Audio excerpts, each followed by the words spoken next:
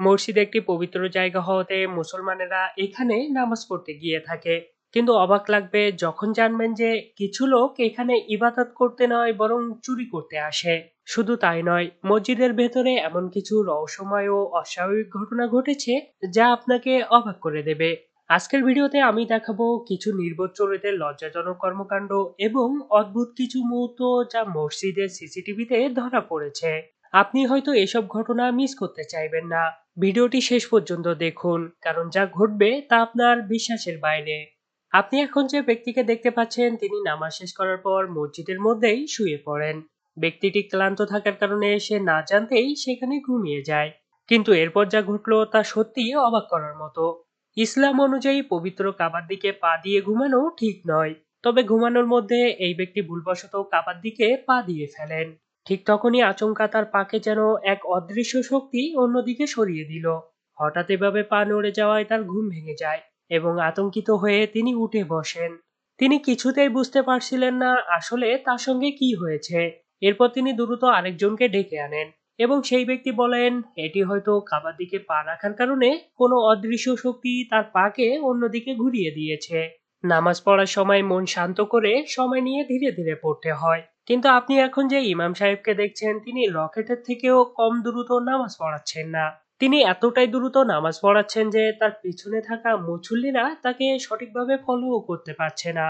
الله لمن حمده الله أكبر الله أكبر الله أكبر الله أكبر السلام عليكم ورحمة الله السلام عليكم ورحمة الله। কিন্তু আশ্চর্যের ব্যাপার, এমন ঘটনা শুধু এখানেই নয়, ভিন্ন দেশের মসজিদেও দেখতে পাওয়া যায়।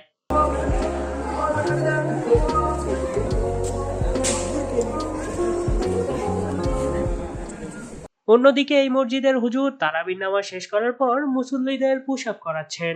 হ্যাঁ, ঠিকই শুনেছেন। আর এমনটা করার কারণ হলো রমজানের সময় যেন জিমে গিয়ে আলাদা করে এক্সারসাইজ করতে না হয়, তাই নামাজের পরেই ব্যায়ামের ব্যবস্থা করেছেন।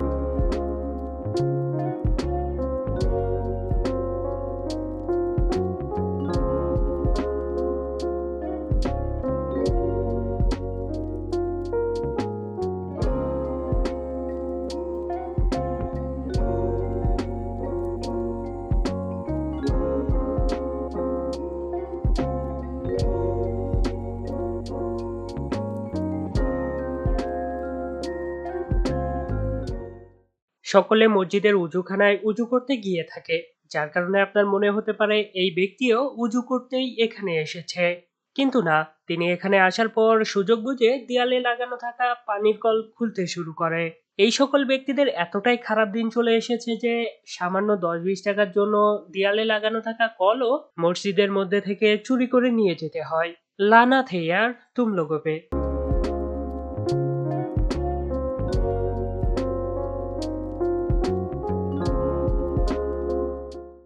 আপনার মনে হতে পারে সবাই এখানে নামাজ আদায় করছে, কিন্তু না। যখন এখানে থাকা ব্যক্তিরা নামাজে ব্যস্ত হয়ে পড়ে তখন পিছনে থাকা নামাজের অ্যাক্টিং করতে থাকা এই ব্যক্তি সামনে থাকা ব্যক্তির ফোন নিয়ে পালিয়ে যায়।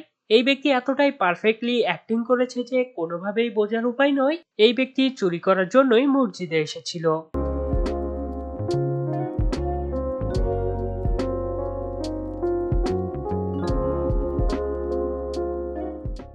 এই ছেলেটি মসজিদে এসেছিল, কিন্তু সে মসজিদের বাইরে থেকে জুতা পরেই চলে যায়। আর এই বিষয়টি সিসিটিভি ফুটেজে ইমাম সাহেব দেখলে তার পিছনে দৌড়াতে শুরু করে এবং একটা পর্যায়ে তাকে ধরে ফেলে। যেহেতু ছেলেটি চুরি করেছে, এই জন্য এলাকার ছেলেরা তাকে মারধর করে। নাইজেরিয়ার মতো গরিব দেশে আধুনিক প্রযুক্তি ব্যবহার করা সব মসজিদের জন্য সহজ নয়। তাই অজু এবং অন্যান্য কাজে এখানকার মুসল্লিরা সাধারণ কেটেল অথবা জগ ব্যবহার করেন। কিন্তু আশ্চর্যজনকভাবে এই মসজিদে যতগুলো ক্যাটেলই থাকুক না কেন, রাত হলেই সেগুলোর মধ্যে থেকে 2-3টা করে হারিয়ে যেত। পরবর্তীতে পরিস্থিতি এতটাই খারাপ হয়ে যায় যে নতুন কেটেল আনলেও তা রাতারাতি উধাও। চুরি ঠেকাতে ব্যবস্থা নেওয়া হলেও কেটেল রহস্যজনকভাবে হারাতেই থাকে। অবশেষে মসজিদের ম্যানেজিং কমিটি এক ইমামের কাছে পরামর্শ চায়। ইমাম সাহেব রহস্যময়ভাবে বলেন মসজিদের সামনে থাকা বড় গাছটি কেটে ফেললে সমস্যার সমাধান হয়ে যাবে। গাছ কাটার পর যা ঘটলো তা সত্যি অবিশ্বাস্য। একটা দুইটা নয়, গাছের ভেতর থেকে একের পর এক কেটেল বের হতে থাকে এখানকার মুসল্লিরা দাবি করেন হয়তো কোনো অশুভ আত্মা চেয়েছিল মুসল্লিরা অজু এবং নামাজ পড়তে না পারে, তাই সে প্রতিদিনই কেটেলগুলো গাছের মধ্যে লুকিয়ে রাখতো। এখন এখানে আসল ঘটনাটি কি ঘটেছে সেটা হয়তো আমরা জানতে পারবো না, কিন্তু গাছের মধ্যে থেকে কেটেল বের হচ্ছে এটা মানতেই হবে। ইন্দোনেশিয়ার এই মসজিদে মহিলারা নামাজ পড়ার আগে তাদের ব্যাগগুলো মসজিদের এক কর্নারে রেখে নামাজ পড়তে চলে যায়। যখন সকল মহিলারা নামাজে ব্যস্ত ছিল, তখন এই মহিলাটি তার কাছে থাকা ব্যাগ নিয়ে অন্য মহিলাদের রাখা ব্যাগের স্থানে গিয়ে বসে পড়ে এবং আস্তে আস্তে অন্যদের ব্যাগের মধ্যে থেকে দামি মোবাইল এবং জিনিসপত্র মহিলাটি তার নিজের ব্যাগে ঢুকাতে থাকে। মহিলাটি চুরি সম্পূর্ণ করার পরে চলে যায়, কিন্তু লোভ যখন মাত্রা ছাড়ায় তখন বিপদ অনিবার্য। আর ঠিক এই জন্যই মহিলাটি আরো বেশি জিনিস চুরি করতে আবার মসজিদে ফিরে আসে। দ্বিতীয়বার যখন তিনি ব্যাগের পাশে বসে আবার চুরি করছিল, ঠিক সেই মুহূর্তে সিকিউরিটি গার্ড চুরি করতে দেখে ফেলে এবং তাকে পুলিশের হাতে তুলে দেয়। তারাবির নামাজ চলছিল আর তখনই মসজিদে হাজির হয় ইমামের পোষা বিড়াল। আলজেরিয়ার এই মসজিদে নামাজ চলাকালীন ইমামের বিড়ালটি তার পাশে এসে শান্তভাবে বসে পড়ে। কিন্তু মজার ব্যাপার হলো কয়েকবার ম্যাও ম্যাও করেও যখন ইমাম তাকে পাত্তা দিল না, তখন সে হঠাৎই লাফ দিয়ে ইমামের বুকে ওঠে এবং আস্তে আস্তে তার কাঁধের উপর বসে পড়ে। এই মনোমুগ্ধকর মুহূর্তটি দ্রুতই ইন্টারনেটে ভাইরাল হয়ে যায়। وإن أنتم إلا تخرصون قل فلله الحجة البالغة فلو شاء لهداكم أجمعين। এই ব্যক্তি মসজিদে জুতা রাখার জায়গায় জুতা রাখতে আসে, কিন্তু তিনি সুযোগ বুঝেই তার কাছে থাকা পুরাতন জুতা র্যাকে রেখে নতুন দেখতে এক জোড়া জুতা তার প্যান্টের মধ্যে ঢুকিয়ে ফেলে। এখানেই শেষ নয়, মসজিদ থেকে চলে যাওয়ার সময় আরেক জোড়া জুতা হাতে নিয়ে ব্যক্তিটি চলে যায়। মালয়েশিয়ার একটি মসজিদে মহিলারা নামাজে ব্যস্ত ছিল। সেই মুহূর্তে দেখতে পাওয়া যায় পিছন দিকে একজন কালো কাপড় পরা ব্যক্তি চুপ করে বসে আছে।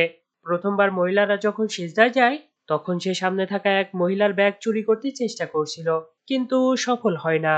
এরপর আবার যখন মহিলারা দ্বিতীয়বার সিজদায় যায়, তখন চোরটি সামনের দিক থেকে এক বৃদ্ধা মহিলার ব্যাগ নিয়ে পালিয়ে যায়। কিন্তু এখানে সবথেকে অবাক করা বিষয় হলো সিসিটিভিতে দেখা যায় সে যেন কাঁচের গ্লাস ভেদ করেই গায়েব হয়ে গেছে। কিন্তু ভিডিওটার সত্যতা হলো ব্যক্তিটি এখানে থাকা দরজা দিয়েই পালিয়েছে, কিন্তু সিসিটিভির কোয়ালিটি খারাপ হওয়ায় মনে হচ্ছে সে গ্লাসের ভেতর দিয়েই অদৃশ্য হয়ে গেছে। আজকের ভিডিওটা এই পর্যন্তই। আপনি যদি এমন রহস্য এবং রোমাঞ্চে ভরা ভিডিও দেখতে চান, তাহলে ভিডিওটি লাইক দিয়ে চ্যানেলটি সাবস্ক্রাইব করুন। আমরা আবারও আপনার সুন্দর মুখ দেখার অপেক্ষায় থাকব। ধন্যবাদ।